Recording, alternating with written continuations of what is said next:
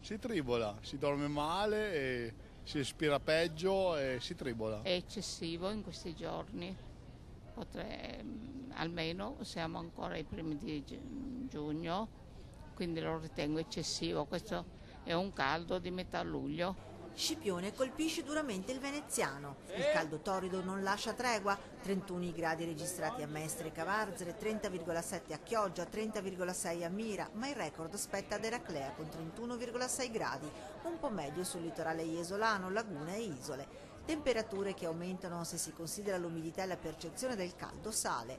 Colonnina di mercurio sopra i 30 gradi e la gente corre ai ripari come può. Come ci si salva?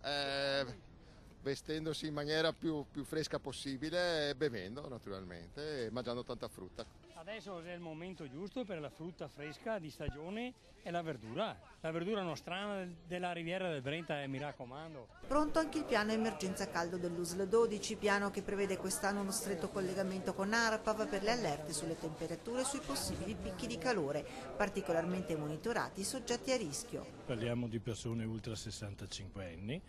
Sono il nostro vero target e soprattutto le persone che poi hanno una particolare predisposizione al rischio, persone ovviamente cardiopatiche, persone con problematiche a livello respiratorio. Si parla di circa 80.000 over 65 con oltre 1.700 soggetti considerati ad alto rischio, di questi solo 122 uomini, mentre le donne sono ben 1.631. Per questi soggetti, ma non solo, in caso di malore da caldo il primo passo è contattare il medico di base che a sua volta contatterà i servizi territoriali.